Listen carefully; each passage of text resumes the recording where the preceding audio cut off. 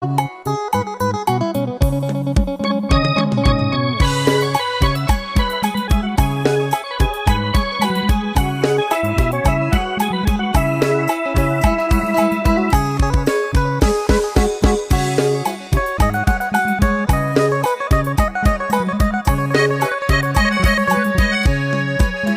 ผู้สาวคำน้ำพอจะเลี้ยวเห็นหน้าผู้สาวงามเที่ยวยิ้มมาใจ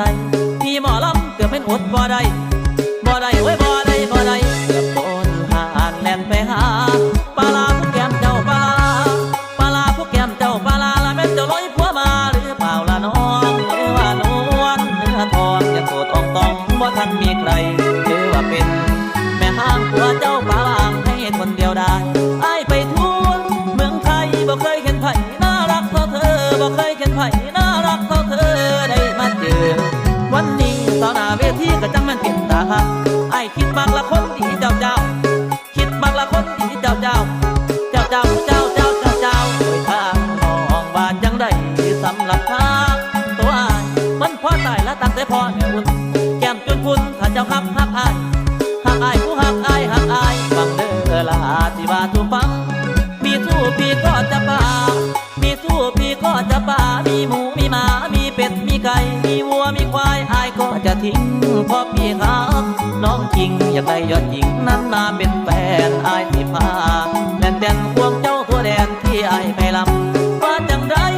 ผมคำเจ้ามักหมอลำบ้างบ่คนดีเจ้ามักหมอลำบ้างบ่คนดีหรือเจ้ามีแฟนแล้วพอกำจนแล้วถ้าบ่ได้อยู่ได้บ้างแต่ละคืนน่ะนอนบิดเล่าเอาผู้เล่า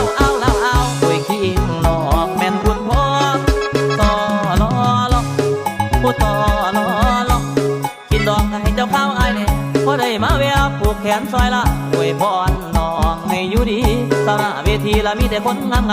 ผู้บ่าวหมอลำที่ตายน้ำงามอ่อนผู้เอวอ่อนละอ่อนใจหมอลำมักเด็กคนงามสาวลำเตย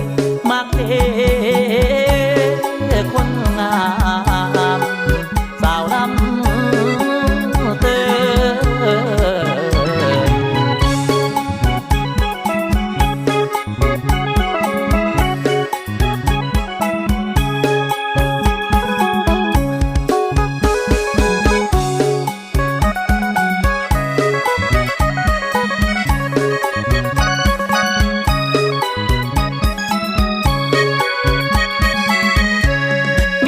พี่ก็จะป่ามีสู้พี่ก็จะป่ามีหมูมีหมามีเป็ดมีไก่มีวัวมีควายอ้ายก็จะทิ้งเพราะพี่รักน้องจริงอยากได้ยอดหญิง